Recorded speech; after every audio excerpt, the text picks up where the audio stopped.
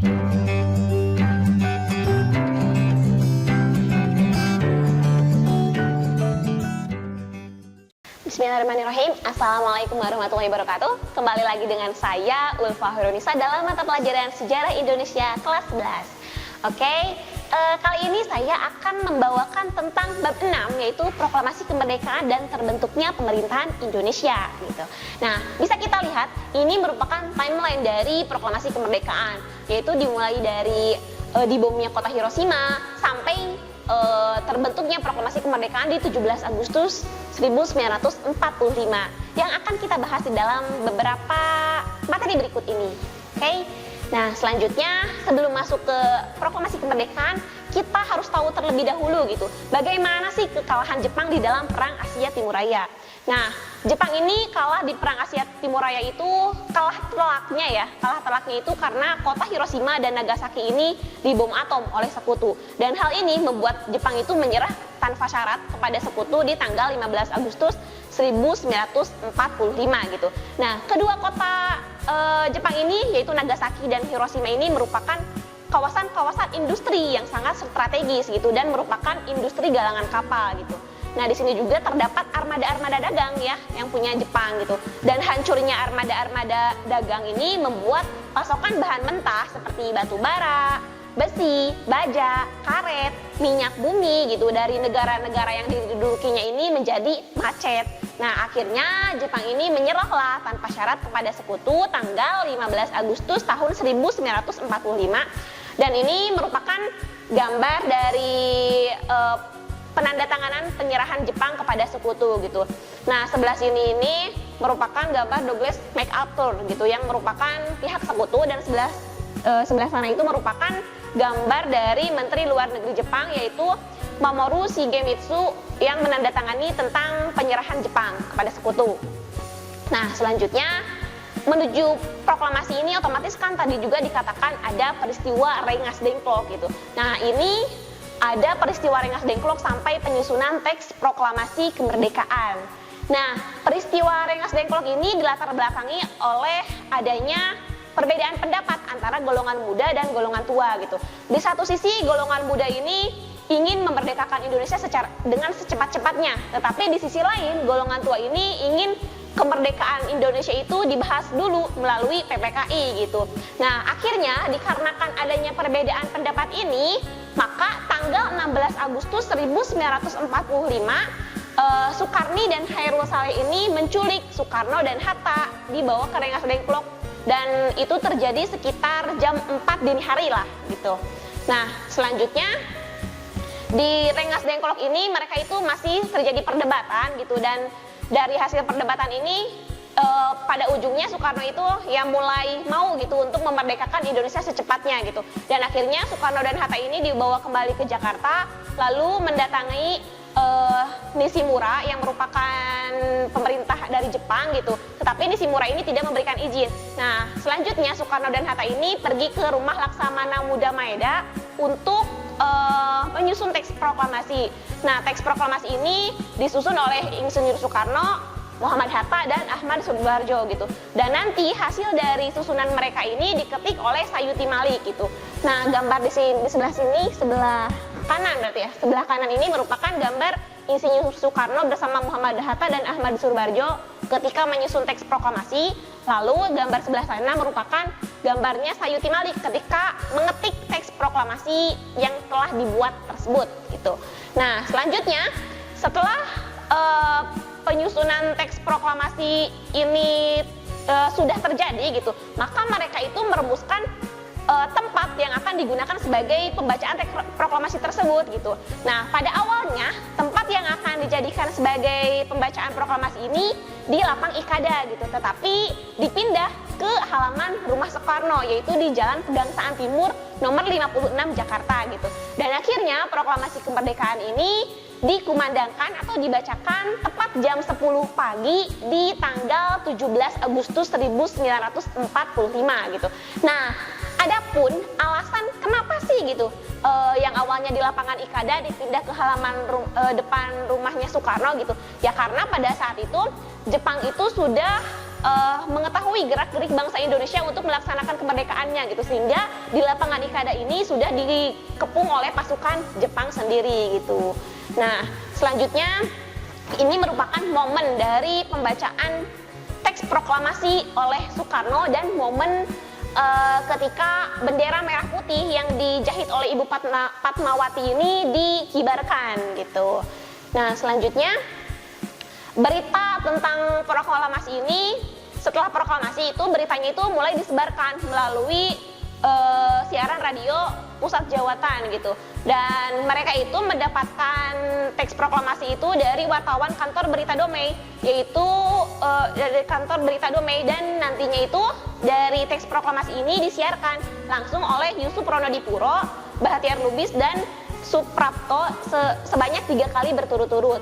Tapi setelah siaran yang kedua gitu, ketika mereka melakukan siaran, datanglah salah satu opsir Jepang gitu dan menghentikan penyiaran proklamasi tersebut gitu. Nah, sebagai akibatnya gitu, kantor Berita Damai ini disegel dan para pegawainya ini juga dilarang masuk.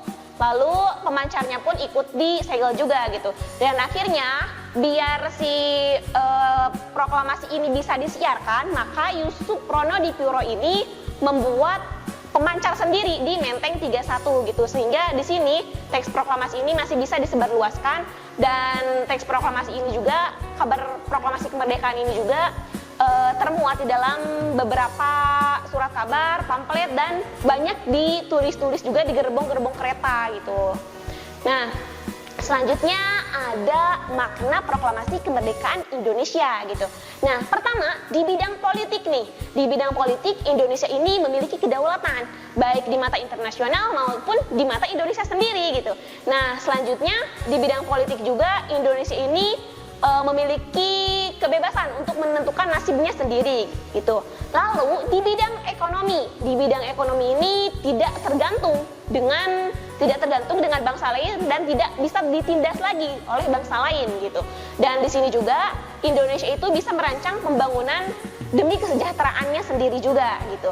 Nah, selanjutnya di bidang sosial ini sebagai rakyat yang merdeka ya secara otomatis gitu, mereka itu tidak ada di kelas 2 atau di kelas 3 gitu, seperti halnya zaman-zaman kolonialisme gitu. Tetapi mereka memiliki derajat yang sama sebagai bangsa Indonesia gitu.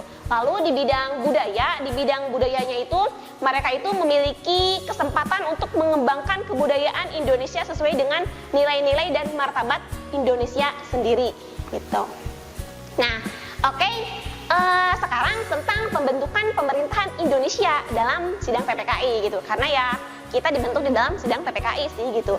Nah, sidang PPKI ini terjadi dari tanggal 18 Agustus sampai 22 Agustus tahun 1945 dan terjadi sebanyak 3 hari lah gitu. Nah, hari pertama pada sidang PPKI ini yaitu tentang mengesahkan Undang-Undang Dasar serta memilih presiden dan wakil presiden.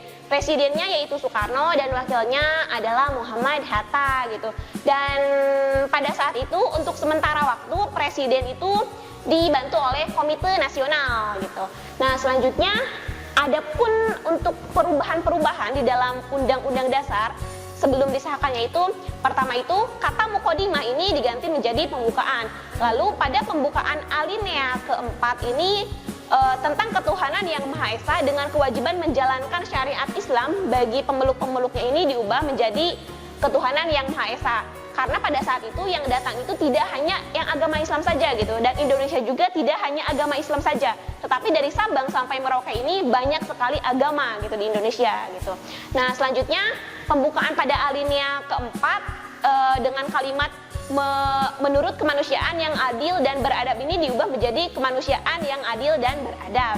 Lalu pada pasal 6 ayat 1 yang semulanya berbunyi presiden ialah orang Indonesia asli dan beragama Islam itu diganti menjadi presiden adalah orang Indonesia asli gitu. Nah, selanjutnya pada hari kedua, sidang PPKI hari kedua, di sini itu membicarakan tentang pembentukan kementerian dan pembagian wilayah Indonesia gitu. Nah, untuk pembagian wilayah sendiri pada awal kemerdekaan itu Indonesia itu dibagi menjadi 8 wilayah, yaitu Jawa Barat, Jawa Tengah, Jawa Timur, Kalimantan, Sulawesi, Maluku, Sunda Kecil, Sumatera gitu. Nah, untuk menterinya itu ada 12 menteri gitu. Dengan rincian Menteri Dalam Negeri, lalu Luar Negeri, Menteri Keuangan, Menteri Kehakiman, Menteri Keamanan Rakyat, Menteri Pengajaran, Menteri Penerangan, Menteri Sosial, Menteri Pekerjaan Umum, Menteri Kesehatan, Menteri Perhubungan, dan Menteri Kemakmuran gitu. Yang masing-masing daerah dan menterinya juga sudah ada yang menanggung jawabi gitu. Nah, selanjutnya ada rapat PPKI di hari ketiga, yaitu tentang pembentukan KNI atau KNIP ya gitu, dan PNI lalu BKR juga gitu. Nah, selanjutnya ini ada KNI gitu. Nah, KNI ini merupakan Komisi Nasional Indonesia gitu, tapi karena dipusatkan jadi menjadi Komisi Nasional Indonesia Pusat. Nah, KNIP ini merupakan badan pembantu dan penasihat presiden gitu, yang keanggotaannya itu terdiri dari pemuka-pemuka masyarakat dan dari orang-orang bekas PPKI atau Panitia Persiapan Kemerdekaan Indonesia gitu. Nah, fungsi KNIP ini berfungsi sebagai legislatif ya, bagi presiden gitu, memiliki wewenang legislatif gitu. Dan akhirnya KNIP ini juga nanti menjadi cikal bakal berdirinya DPR yang merupakan lembaga legislatif yang ada di Indonesia. Nah, selanjutnya ada PNI. Nah, PNI ini merupakan Partai Nasional Indonesia yang dibentuk awal kemerdekaan gitu. Nah, pada awalnya pembentukan PNI ini bertujuan untuk menjadikan partai tunggal yang ada di Indonesia gitu. Nah, tujuannya itu adalah untuk mewujudkan negara Republik Indonesia sebagai negara yang berdaulat, adil, makmur berdasarkan kedaulatan. Lalu selanjutnya ada BKR. Nah, BKR ini merupakan badan yang bertugas untuk menjaga keamanan rakyat gitu. Nah, dalam badan ini juga terhimpun unsur-unsur peta, heiho, polisi, seinendan, dan keibondan gitu. Nah, pada awalnya BKR ini bukan merupakan kesatuan militer gitu. Karena apa? Karena pada saat itu kan di Indonesia masih ada kesatuan militer yang lain gitu, sehingga Soekarno itu takut kalau misalnya membuat kesatuan militer otomatis akan terjadi bentrokan. Tetapi lama-kelamaan dan melalui maklumat pemerintah tanggal 5 Oktober tahun 1945 dibentuklah Tentara Kesatuan Rakyat dan disesuaikan dengan keadaan yang ada pada saat itu juga gitu. Nah, selanjutnya ini merupakan Soekarno ya ketika rapat hari ketiga, yaitu pembentukan KNIP, PNI, dan BKR. Nah, oke. Untuk materi bab 6 ini sekian dari saya. Wabillahi taufiq wal hidayah. Wassalamualaikum warahmatullahi wabarakatuh. Kunjungi sosial media lainnya seperti website kami di pkbmalkata.com, Facebook PKB Malkata Mananjaya, Instagram PKB Malkata _official. Dan terima kasih telah klik video ini. Jangan lupa like, comment, share, and subscribe untuk menunjukkan dukungan kamu terhadap channel ini. Enjoy the video, PKB Malkata.